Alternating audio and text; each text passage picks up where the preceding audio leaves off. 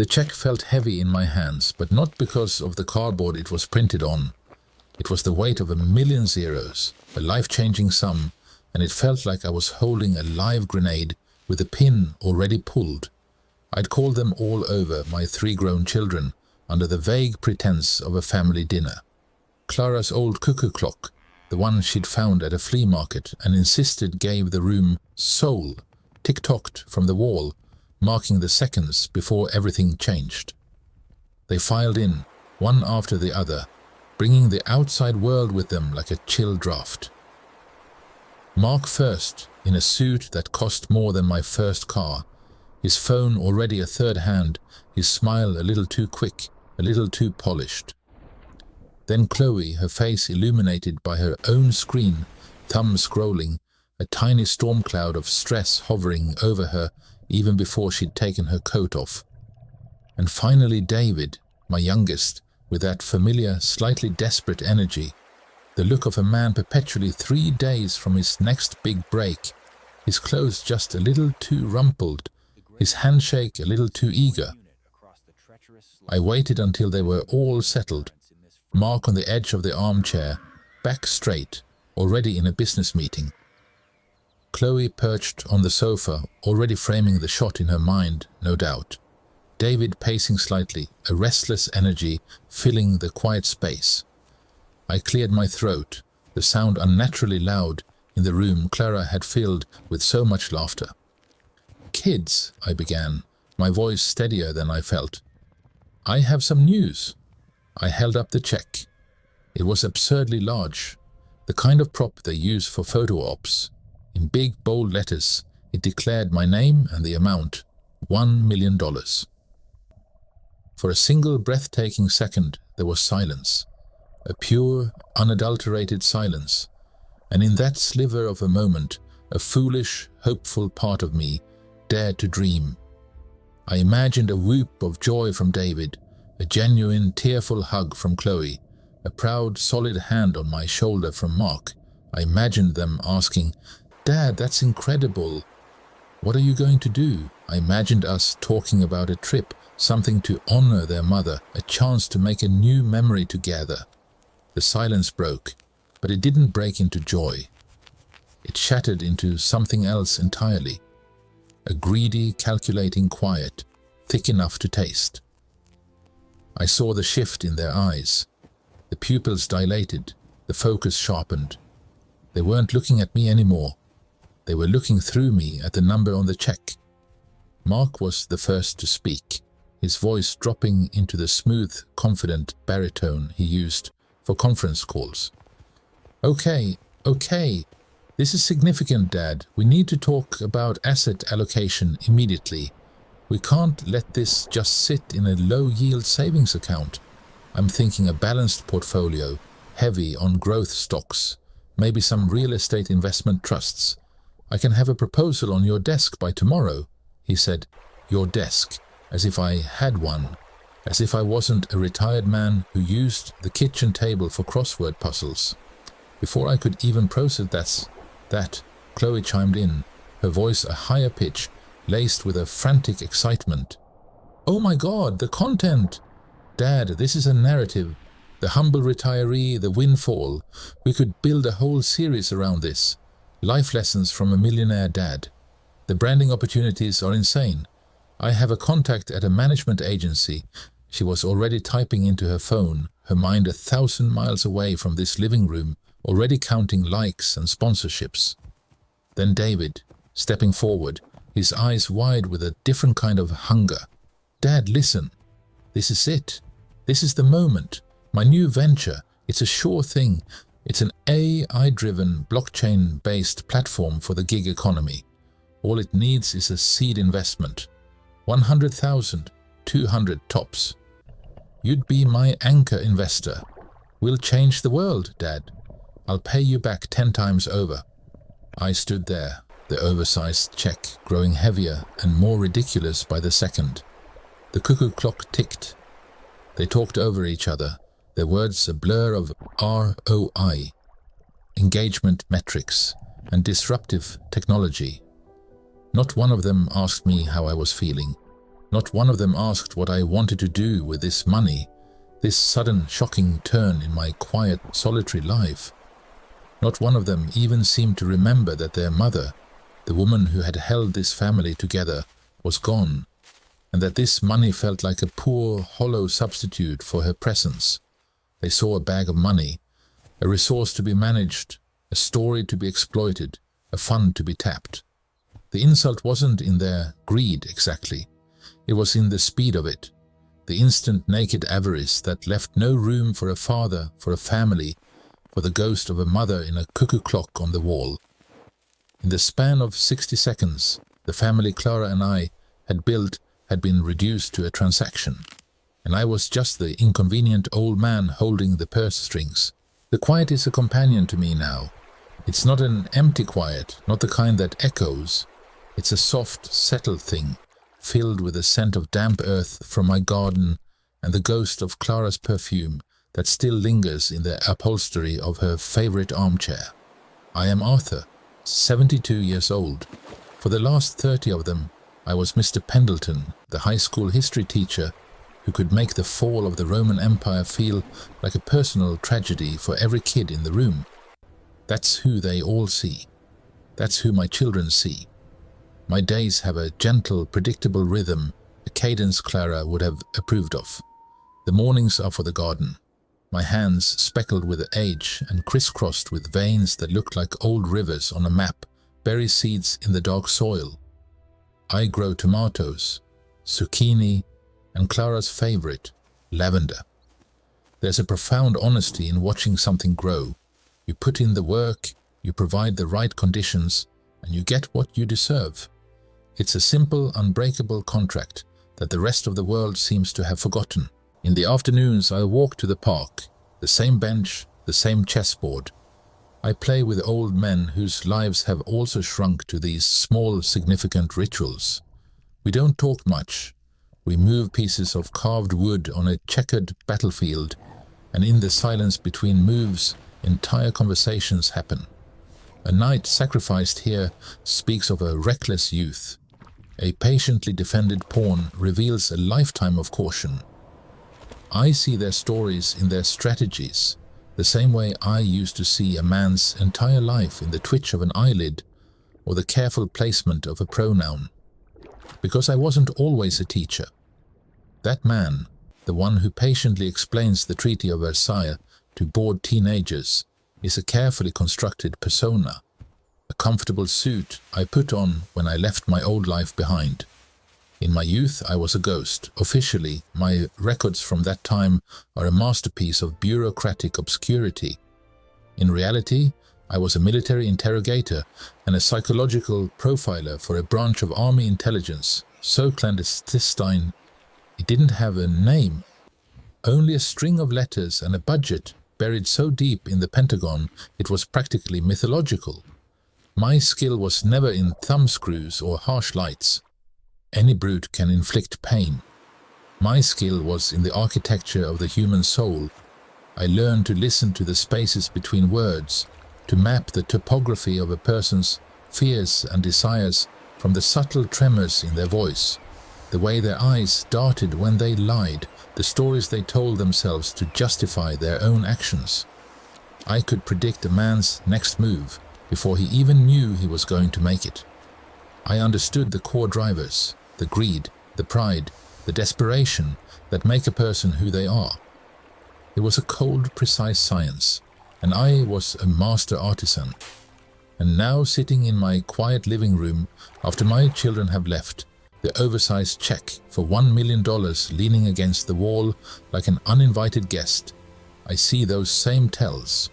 I see them with a clarity that is both a blessing and a curse. I see Mark, my eldest, the slick finance bro. When I announced the win, his pupils dilated, just for a fraction of a second. A classic sign of intense focus, of acquisition. He didn't see his father. He saw a balance sheet. He immediately started talking about investment portfolios, his language shifting into a jargon-filled monologue meant to intimidate and establish dominance.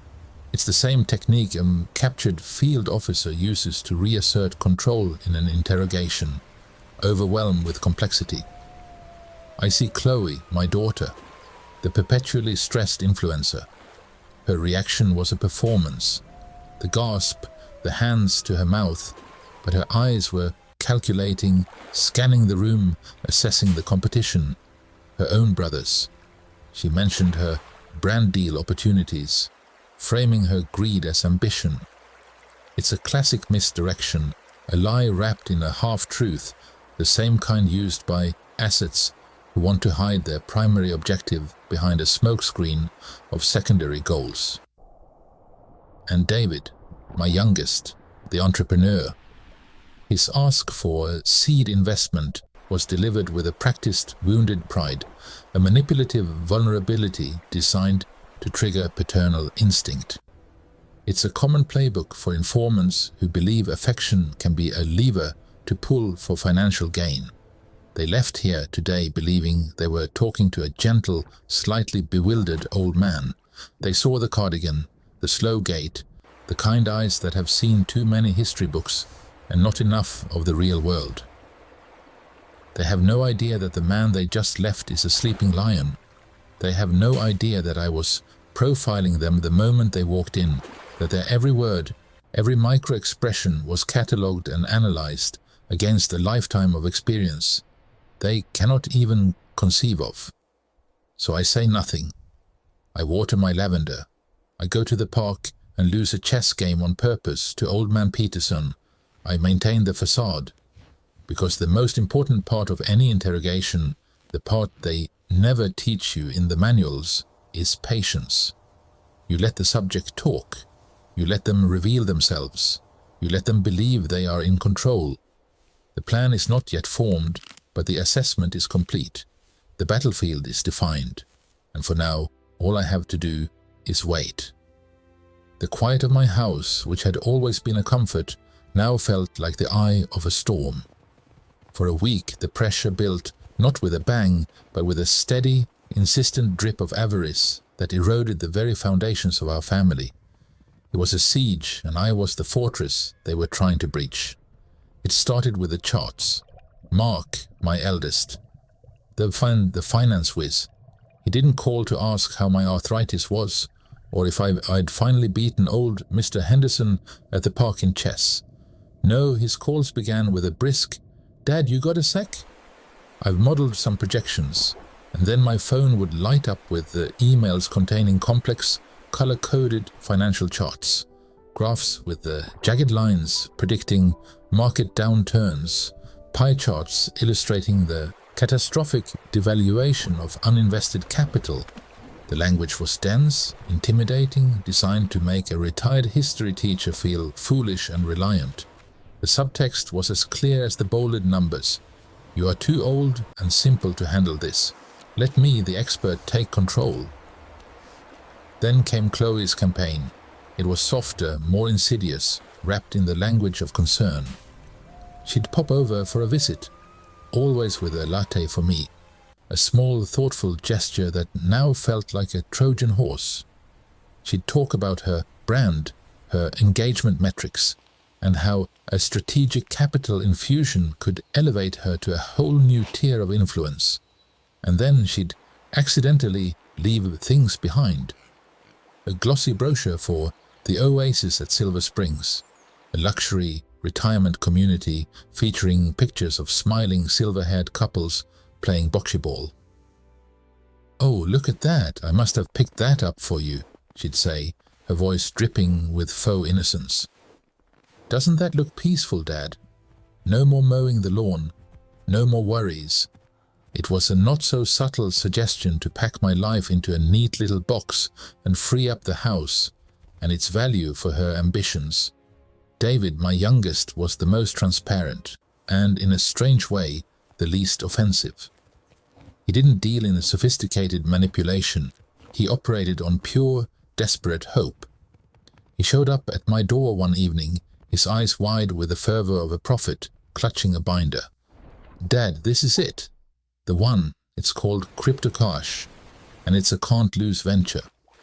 He spent an hour walking me through a business plan that was more dream than substance, filled with buzzwords like blockchain synergy and disruptive liquidity pools. He wasn't trying to make me feel old or push me into a home. He just saw me as his golden ticket, his last, best chance to finally be the success he'd always dreamed of being. His need was so raw it was almost pitiable. But the worst part, the part that truly broke my heart, was watching them turn on each other. The phone calls became a revolving door of character assassination, each one positioning themselves as the only trustworthy heir. "You know, Dad," Mark would say, his voice dropping to a confidential tone, "I'm just worried about Chloe. Remember that time she maxed out 3 credit cards on a spontaneous trip to Bali? That's not fiscal responsibility, that's a pattern." An hour later, Chloe would call. "I was just thinking, David's so impulsive. 5 failed startups in as many years. That artisanal mustard subscription box still haunts me. You can't throw good money after bad, Dad. It's not fair to you, they'd even do it right in front of me." The subtle jabs escalating during a strained silent dinner I'd cooked. "Pass the potatoes, Mark," David would say. "Sure," Mark would reply, not looking at him. "Just don't try to sell them as a non-fungible token." Chloe would let out a sharp, humorless laugh. Says the man who tried to short the housing market in 2008. I'd sit there chewing my meatloaf, saying nothing. I'd just watch.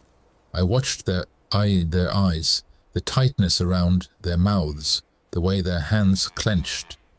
I saw the tells I'd spent a lifetime learning to read in very different, far more dangerous rooms. The greed was a poison, and it was spreading, turning my children into rivals, into operatives in a cold war fought over my bank account. Every shared memory, every lesson Clara and I had painstakingly taught them about family and loyalty was being shredded before my eyes, replaced by the cold, hard calculus of entitlement. The harmony was gone, replaced by a chilling silence that hung in the air between their calculated words, a silence that screamed louder than any of their arguments ever could. The scent of roast chicken and rosemary, Clara's favorite, still hung in the air. I'd spent the whole afternoon in the kitchen trying to recreate her recipe, hoping the familiar smells and tastes might weave a thread of our old life back into this house. The table was set with her good china, the linen napkins folded just so. A blueberry pie, the berries picked from my own garden, sat cooling on the sideboard. It was a peace offering, a desperate attempt to remind us all that we were a family, not rivals circling a prize. For the first 20 minutes it almost worked. The conversation was stilted, sure, a minefield of topics we were all carefully avoiding, but it was civil. Mark talked about the market in vague, impressive-sounding terms. Chloe showed me a new filter on her phone. David ate with the focused intensity of a man who'd been living on instant noodles. I played my part, the slightly befuddled, kindly old man, passing the gravy and asking gentle questions. I could feel the tension, a low hum beneath the surface, but I was praying it would hold. It was David who broke the dam. He'd been nursing a glass of wine, growing quieter and more sullen as Mark held forth on the generational wealth opportunity my winnings represented. I saw the flush creeping up David's neck, a telltale sign of his temper. "Look, Mark, just drop the act, okay?" David finally snapped, his voice tight. "We all know what this is about. You don't have to keep lecturing us like we're clients at your firm." Mark's smile was thin and condescending. "I'm just trying to ensure Dad's assets are managed responsibly, David. Something you might understand if you'd ever held down a real job for more than 6 months." That was the spark. David's chair scraped back. "A real job? You want to talk about real? You called me last week trying to get me to agree to cut Chloe out. You said, and I quote, She'll just blow it all on handbags and photo shoots. It's a waste of capital. You were trying to form a pact, you soulless shark." The words hung in the air, sharp and ugly. For a single suspended second there was silence.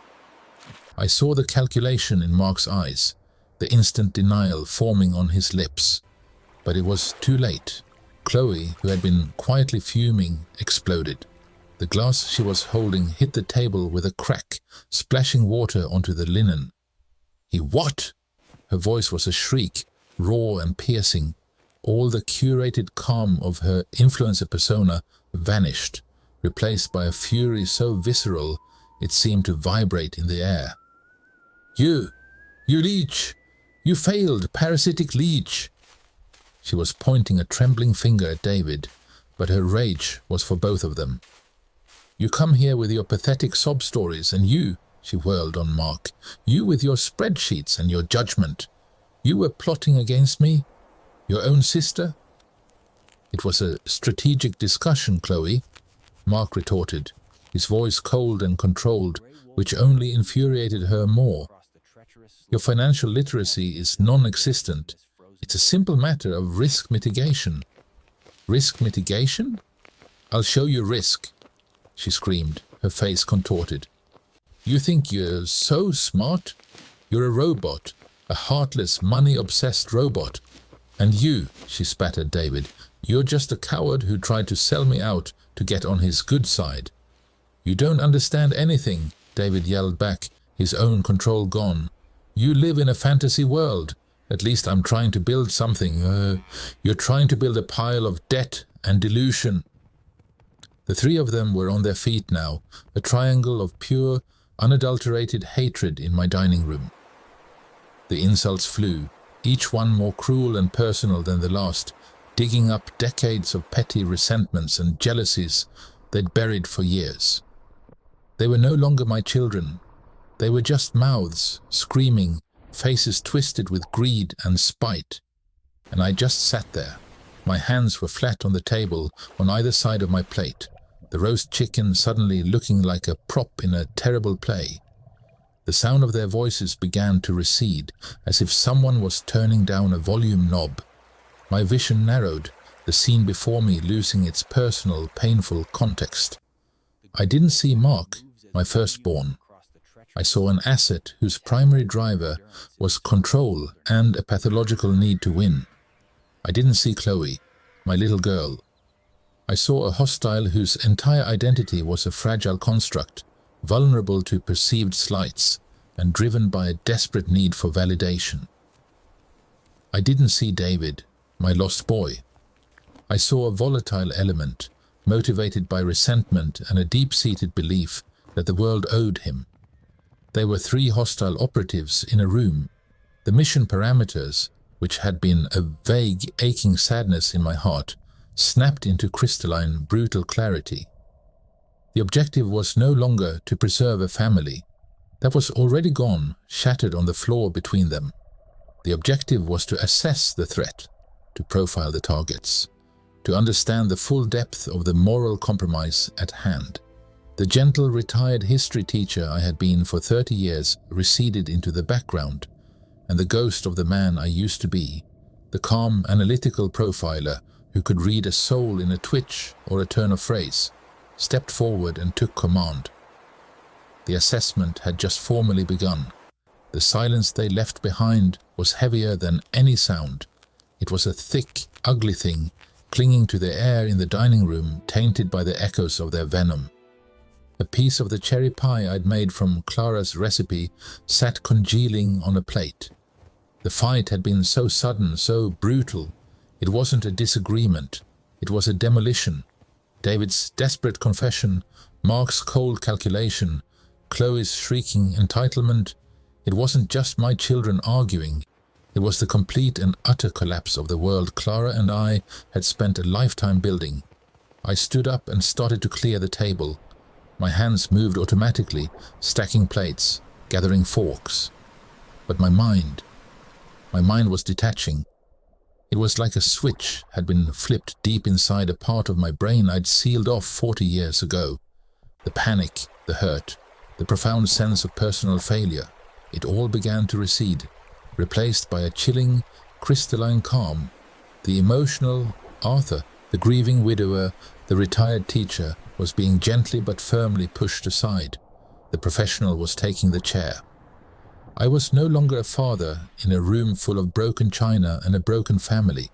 I was an analyst in a room full of compromised assets. I finished clearing, wiped the table clean of the crumbs and the spilled wine, and sat back down in my chair. I closed my eyes. I could almost smell it. The stale coffee and antiseptic of the interrogation rooms, the faint scent of nervous sweat, the low hum of the recording equipment. I wasn't Arthur Mitchell, 72-year-old retiree. I was Captain Mitchell, and I had just witnessed 3 subjects completely break cover under minimal pressure. Their core drivers were laid bare.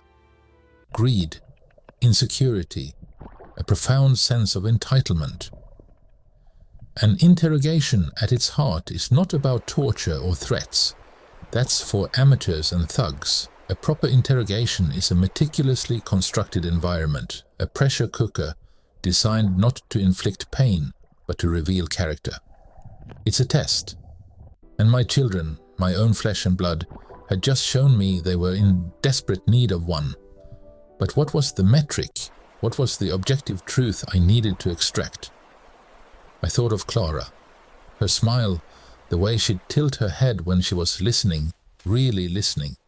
She was the most merciful person I'd ever known, always looking for the good, always ready to forgive a slight. And her honesty was like a bedrock. You could build a life on it.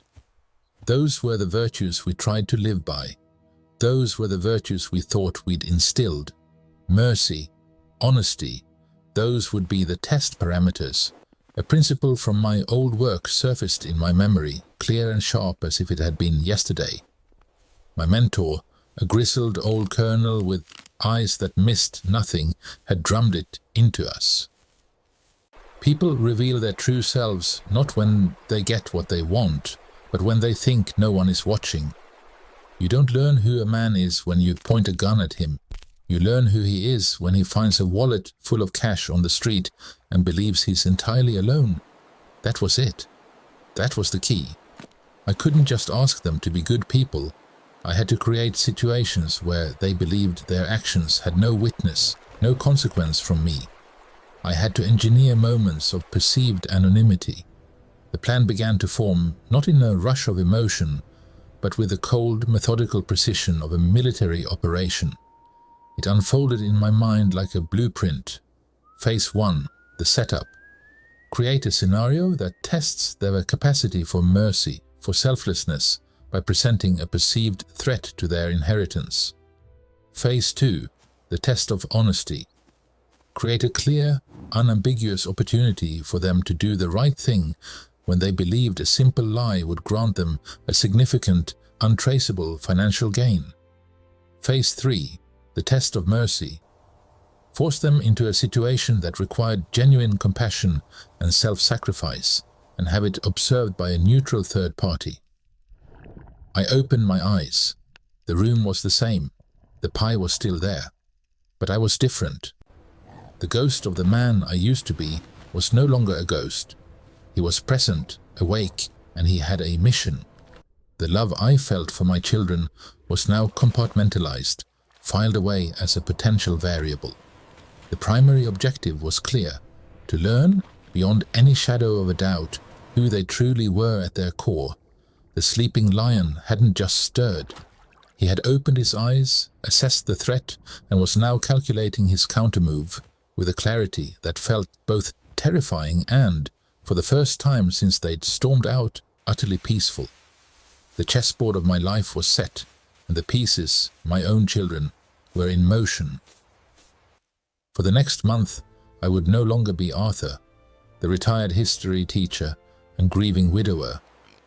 I would become the ghost of the man I used to be, the profiler, the strategist. I would feign the very frailty and indecision they expected from me, all while conducting the most important assessment of my life. It began with what I called the setup.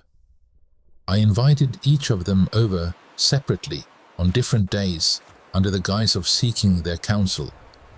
I made sure the house felt a little dimmer, the air a little heavier. With Mark, I sat in my worn armchair, clutching a cup of tea I had no intention of drinking. "Your mother," I began, my voice a little thinner than usual. "She always talked about that children's hospital. The one with the garden." I let my gaze drift to her photograph on the mantel. "I'm thinking a significant donation. Anonymous, of course, in her name." I paused, letting the silence stretch. "It would be a large sum. It would change the landscape of things, financially speaking, for later." I watched his eyes. They didn't soften with a memory of his mother. They hardened, calculating the percentage of his potential loss. He didn't say, "Don't do it, Dad." He said, "You need to think about your own security, your legacy." The word legacy was a bullet aimed at my wallet. With Chloe, the setting was the garden. I pretended to struggle with a stubborn weed, letting her see the slight tremor in my hand I'd been practicing. I used the same script, but tailored the delivery for her sentimentality. It would be like a part of her was still helping, still nurturing, I said, my voice thick with manufactured emotion. Her reaction was more sophisticated, more insidious. "Oh, Dad, that's so beautiful," she cooed, placing a hand on my arm. "But are you sure? That money could also help your family now. It could create memories, support our journeys." Her journey was a new handbag collection. The test was clear. Their mother's memory was a negotiable asset, and they were both willing to devalue it. A week later, I initiated the test of honesty. This required a little more technical finesse. Using the online banking portal I'd finally mastered, I initiated 3 separate transfers of $50,000, one to each of their accounts. I waited precisely 48 hours, then I began the calls. My voice was a masterpiece of confused old man. "Mark? Son, I think I've done something foolish with this newfangled banking app," I stammered. "The screen was so small, I think I may have sent you some money by mistake. Could you check for me?" I repeated the same performance for Chloe and David. Then I waited. The silence from my phone was more telling than any confession. Mark, my financier, the one who understood numbers better than anyone, said nothing. Not a text, not a call. The money had landed in his account and been absorbed into his world without a ripple. Chloe was quieter, but I could see the digital footprints of her silence, a sudden flurry of activity on her social media, showcasing a spontaneous luxury spa weekend. The money was already spent. David was the surprise. He called me within 3 hours of my call, his voice tight with panic. "Dad, you sent me $50,000. That's not a typo, that's a windfall. What's going on? Are you okay? Do you need me to bring the laptop over and we can try to reverse it?" There was no greed in his voice, only concern for me and a palpable anxiety about holding such a sum. 1 point for integrity in the most unlikely column. The final phase, the test of mercy, was the most elaborate operation. I enlisted George, my oldest friend from my park chess games, and a man of absolute discretion. I staged a minor medical scare, a faked fainting spell in my kitchen when I knew David was due to stop by. The ensuing trip to the emergency room was a convincing theater of beeping monitors and hushed tones. From the stark white hospital bed, wires taped to my chest, I gathered my 3 children. I looked at their faces. Mark's impatience, Chloe's performative distress, David's genuine worry. I made my voice weak, raspy. "Kids, if this is it," I paused for effect. "There's one thing I want, more than the money, more than anything." I had their complete rapt attention. "There's a homeless shelter downtown, the one on Oak Street. Your mother volunteered there every Thanksgiving. I want the three of you to go, together. Spend the whole day there, serve the meals, talk to the people. Do it for me, do it for her. That would be my final wish. I made sure to lock eyes with each of them, imparting the gravity of this fabricated dying request. The next day, George, posing as a fellow volunteer, was at the shelter with a small notebook disguised as a pocket diary. His report later was clinical, precise, and devastating. Mark showed up in a designer tracksuit, did the absolute minimum required, and spent most of his time on the phone, his body language a fortress of disdain. Chloe was there, but she was a ghost, her physical presence a shell for her digital one. She took a few carefully angled photos for her feed. Giving back is the true luxury #blessed, and then retreated to a corner, scrolling, utterly disengaged from the human suffering around her. And David, the flaky one, the one with a new failed dream every month, was the only one who truly showed up. He didn't just serve food, he sat and talked to people. He listened. George noted he spent nearly an hour with a veteran, just listening to his story. He was awkward, unsure, but he was present. He was merciful. When they left that shelter, they believed they had humored their ailing father. They had no idea they had just completed the final phase of their psychological assessment. The data was collected, the profiles were complete. The sleeping lion had not just woken up. He had been watching, waiting, and judging every single move. The three of them filed into my living room with the same tense energy they'd carried for weeks. Mark was already pulling out his tablet, no doubt ready with another pie chart. Chloe's face was a mask of performative concern, and David just looked tired, his shoulders slumped. I stood by the fireplace, not in my usual worn armchair, but on my feet, my posture straight. The gentle, slightly bewildered old man they expected was gone. In his place stood the man I used to be. "Sit down," I said. My voice wasn't loud, but it carried a tone I hadn't used in 40 years. It was the calm, flat tone of command. It brooked no argument. They sat on the sofa, a line of my own children, looking at me with a mixture of impatience and avarice. They saw the prize. They did not see the judge. "Over the last month," I began, my hands clasped loosely behind my back, "you've each had a great deal to say about my money, about my future. Tonight I'm going to talk about your character." Mark opened his mouth to speak, probably to correct me or steer the conversation back to his spreadsheets. I held up a single finger. The gesture was so simple, so final, that his mouth snapped shut. "Let's start with the bank error," I said, my gaze moving from one face to the next. 4 weeks ago, $50,000 was accidentally transferred into each of your accounts. I called each of you, claiming a clerical mistake on my part. I asked you to check your balances. I let the silence hang in the room, thick and heavy. I watched their eyes. Mark's darted away. Chloe's widened in a flicker of panic. David looked directly at me, his expression grim. "Only one of you contacted me within 24 hours to confirm the error and initiate a return transfer." David, I nodded toward my youngest. "Mark, you told me you'd look into it and never mentioned it again. Chloe, you claimed your bank app was glitching and you couldn't see the balance.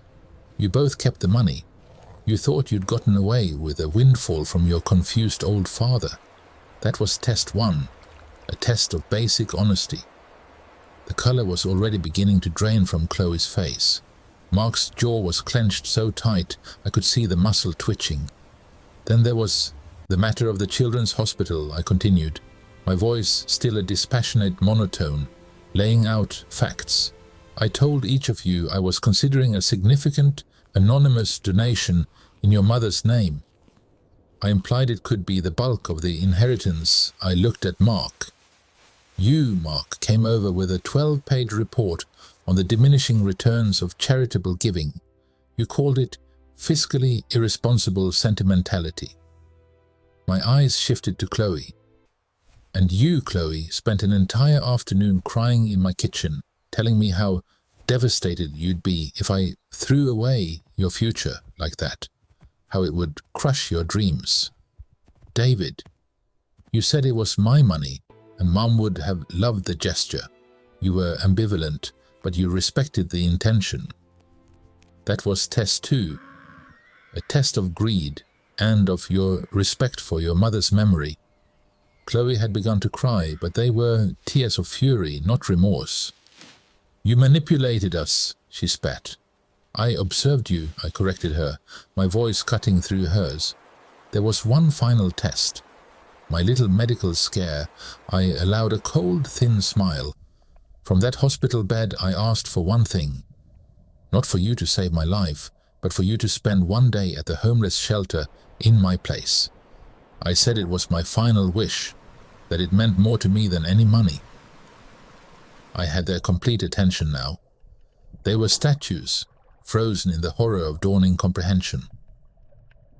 I had a friend there, watching, I said. Chloe, you spent 6 of the 8 hours on your phone taking selfies for your charity angle posts and complaining about the smell. Mark, you did the absolute minimum, moving boxes from point A to point B with a look of utter contempt, telling anyone who would listen that it was unproductive. But David, you sat and talked with people. You listened to their stories. You served food, not because you were told to, but because you saw it needed doing. You showed a flicker of genuine mercy, a single small spark of the character your mother and I tried to instill in you. The room was utterly silent. The facade was gone. They were laid bare, their true selves exposed on the coffee table between us like evidence in a trial. Mark found his voice first, a low, shaking growl. This is insane. Who are you to test us? And that's when I gave them the final piece of the puzzle, the piece that recontextualized their entire world. For 30 years I was your history teacher, I said, my voice dropping, becoming even more measured. But before that, for 10 years, I wasn't Arthur Mitchell, the gentle schoolteacher. I was Chief Warrant Officer Mitchell. I worked for a clandestine branch of Army intelligence. My specialty was psychological profiling and strategic interrogation. My job was to break down a person's story, find the inconsistencies, and predict their every move based on core character traits. I took a single step forward. I saw the recognition in their eyes, not of me, their father, but of the power that now stood before them. The sleeping lion was not just awake, he was roaring. For the last month, I said, my eyes locking with each of theirs in turn, you haven't been talking to your confused old dad. You have been 3 subjects in a live field assessment, and your debriefing is now complete. The color didn't just drain from their faces, it vanished. They looked at me, and for the first time, they didn't see a walking bank account. They saw a strategist. They saw a profiler. They saw the man who had seen straight through their greed, their manipulation, their lies, and had calmly, methodically documented every last failing. The foundation of their world, the one where they were the smart, sophisticated ones, and I was the simple old man to be managed, collapsed into dust, right there in my quiet living room. The silence in the room wasn't peaceful. It was the kind of silence that comes after a bomb has gone off, the kind that rings in your ears and feels thick enough to choke on. It was a shattered silence, and I had been the one to swing the hammer. Mark broke it first. Of course he did. His face, usually a mask of cool calculation, was a raw, open wound of fury. He took a half step forward, his expensive shoes making a sharp sound on the hardwood. Manipulative, he spat the word out like it was poison. This is sick, Dad. You set traps for your own children. You lied to us. You manipulated us. You played us against each other like lab rats. All that talk about Mum's memory, the hospital, your health. It was all just a game to you, wasn't it? A psychological experiment. His voice was trembling with a rage so pure it was almost beautiful in its simplicity. He saw the strategy, the cold architecture of my plan, and he was appalled by the artistry of it. He didn't see the why. He only saw the how. Then came Chloe's sound. It wasn't a word. It was a choked, guttural sob that seemed to be ripped from a place deep inside her that she'd forgotten existed. The tears weren't the delicate, camera-ready ones she might shed for a poignant social media post. These were messy, hot, and full of a shame so profound it seemed to shrink her. She wasn't looking at me. She was staring at her own hands, clenched into white-knuckled fists in her lap, as if she'd just realized they were covered in dirt. "You profiled us," she whispered, her voice cracking. "You treated us like targets. All those questions, that dinner, you were just gathering data." The anger was there, yes, a defensive flame starting to flicker alongside the shame. But the overwhelming emotion was a kind of soul sickness. She had been observed, measured, and found wanting by the one person whose unconditional approval she had, on some level, always taken for granted. Her curated, perfect world image had been stripped away, and the raw, greedy person underneath was exposed under the harsh, unflattering light of truth. And David just stared. His mouth was slightly agape, his eyes wide and unblinking, moving from me to his siblings and back again. He looked less like a man who had just been handed a significant sum of money and more like a man who had just seen a ghost. Or perhaps he'd just realized the gentle, slightly bumbling history teacher he'd known his entire life was the ghost, and the real man was the one standing before him now, a retired spy master who had just concluded a month-long field operation in his own living room. He was stunned into a silence deeper and more profound than the one that had filled the room before. I let them sit in it. I let the weight of their reactions, of my revelation, press down on them. This was the debrief. This was the moment of consequence. Then I spoke, my voice steady, the same tone I'd used to lay out the evidence of their failures. "My decision is made," I began, and 3 pairs of eyes snapped to me. "The $1 million will be split, but not in the way any of you imagined." I saw Mark's jaw tighten, already calculating, anticipating a percentage. $800,000, I said, the number hanging in the air, vast and immovable, will be donated in its entirety. It will be split between the Children's Hospital and the city's homeless shelter network. Every penny of it will be given in Clara's name. The air left Chloe's lungs in a sharp hiss. That was the money for her brand, her lifestyle, her escape. It was becoming a monument to her mother's compassion, a virtue she had so clearly failed. "David," I said, turning to him. He flinched as if being addressed by a superior officer. $100,000 is yours." Before Mark could erupt, I continued. "This is not a seed investment. It is not for a business. It is to clear the debts that have been hanging over you. It is to give you a stable foundation, a clean slate, so you can find a path that isn't a desperate gamble. You were the only one who reported the erroneous transfer. You were the one who actually saw the people at the shelter as people. You showed a glimmer, David, just a glimmer of the integrity your mother and I tried to instill in you, nurture it." Finally, I looked at Mark and Chloe. "The remaining $100,000 will be split between the two of you, $50,000 each." Mark actually laughed, a short, bitter, disbelieving bark. "50,000 after $1 million? That's an insult." "It is not an insult, Mark," I said, my voice dropping, losing its analytical edge and gaining one of pure paternal finality. "It is a lesson. It is a token. It is meant not to enrich you, but to remind you. For the rest of your lives, every time you look at that money, or what's left of it. I want you to remember its cost. I want you to remember the price of the character you displayed.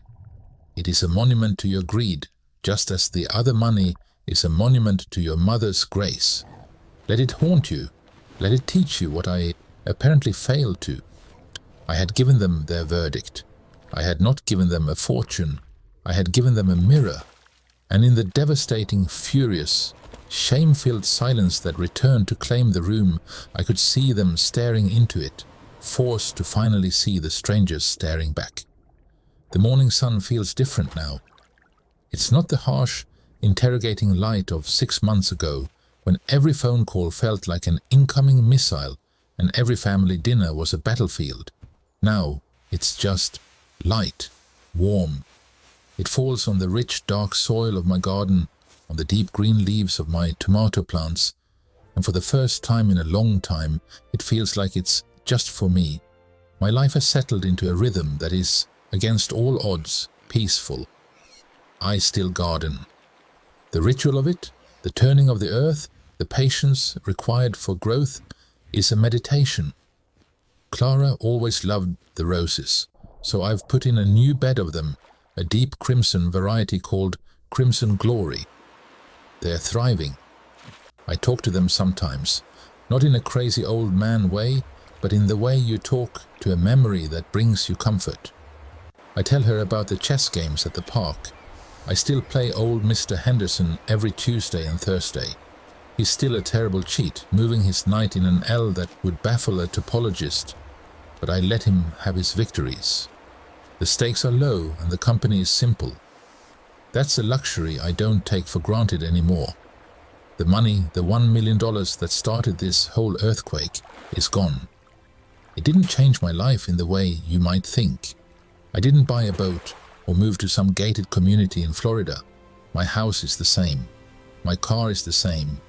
But the process of giving it away, the crucible I put my family through, that changed everything.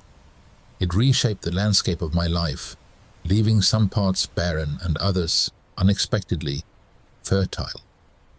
David is the surprise. He calls me now, not with the frantic, grasping energy of a man on the verge of another financial collapse, but with a calm steadiness I never knew he possessed.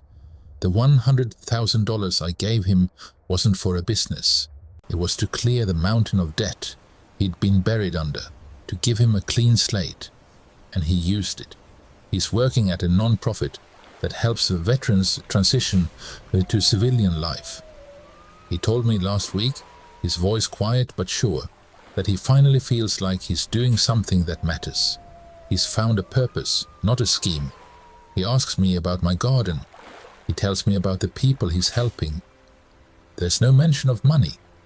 It's the relationship I always hoped to have with one of my children, and it came at a cost I never could have imagined. Then there is the quiet, the other side of the peace. Mark and Chloe are part of that silence. It's a presence in my house, a hollow space where their voices used to be. The $50,000 they each received was never meant to be a gift. It was a message, a permanent, tangible reminder of the price of their character. They took it as an insult, and in doing so, they proved my point entirely. Mark's silence is furious, a cold professional anger. I imagine him in his high-rise office, adding my betrayal to a ledger of slights, another variable in a life calculated for maximum personal gain. Chloe's silence is different, wounded, performative.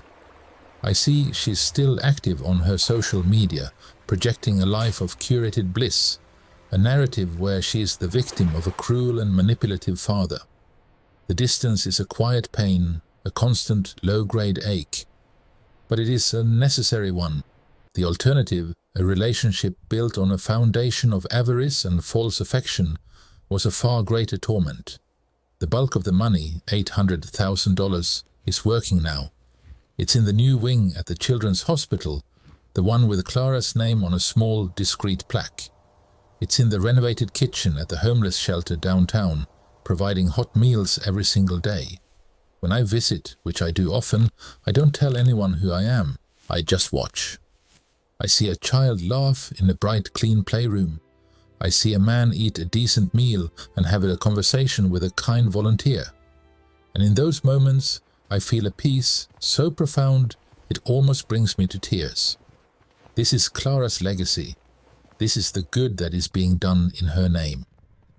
It is a deeper, more resonant peace than any forced holiday gathering or guilt-driven phone call from Mark or Chloe ever provided. So, I tend my garden. I play my chess. I remember my wife, and I have learned that sometimes, to save the soul of your family, you have to be willing to break its familiar shape. The pieces have settled now, some close, some far away, but they are where they are supposed to be.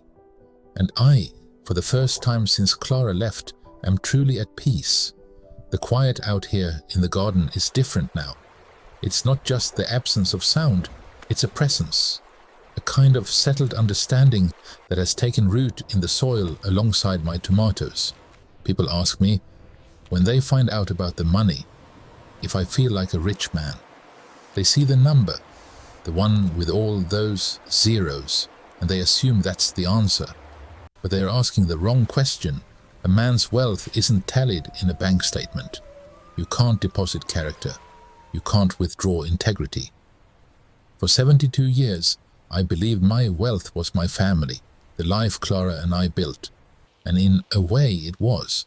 But that lottery win, it wasn't a blessing, it was an X-ray. It shone a cold, unforgiving light on the foundations I thought were solid, and I saw the cracks. I didn't give my children a fortune that day. I gave them a mirror, a brutally honest, unflinching mirror. I held it up and forced them to look. Mark saw the slick financier who valued spreadsheets over his own sister. Chloe saw the desperate performer who saw a parent's love as a transaction, a brand deal. And David, well, David saw a lost young man, but one who, when push came to shove, still had a moral compass that could find true north. I didn't create what they saw. I just provided the glass. And that's the hardest, most painful lesson in all of this. The most powerful legacy you can leave isn't the pile of treasure you bequeath. It's not the property, the stocks, the shiny things. It's the truth you force others to confront in themselves. I could have died, and that money would have been a poison, turning them against each other forever, twisting my memory into a thing of resentment and greed. Instead, by testing them, by using the old skills I'd locked away, I gave them a choice. They could look in that mirror and be horrified, or they could choose to change. David is trying. The other two, they couldn't bear the reflection. They turned away. And that, in its own tragic way, is an answer too. So when you see a story like mine, a big lottery win, a sudden inheritance, don't just see the dream. See the test. True strength isn't in winning the jackpot. Anyone can get lucky. A random ticket, a fortunate bounce. That's not strength, that's chance. True strength, the kind that forges a real legacy, is having the courage to test what really matters before you spend it. Before that money touches a single life, you have to know its cost. You have to be willing to risk the anger, the heartbreak, the shattered illusions, to find out if what you're about to give will build something or destroy it. I spend my days now with my hands in the earth. There's a profound honesty in gardening. You plant a seed. You give it what it needs. Sun, water, good soil. And what grows is a direct result of that care, that character. You can't cheat it. You can't manipulate a tomato into being anything other than what it is. My children were my most important crop, and in the end, the harvest was revealing. Some fruit was sweet, some was bitter. But I know, with a certainty that brings me a quiet, solemn peace, that I gave them the truest form of wealth I possibly could. I showed them who they were. The rest, the money, the silence from two of my children, that's just the weather. It passes. But the shape of their own character, the truth they now have to live with, that's the landscape of their lives. And that is a fortune or a poverty that lasts forever.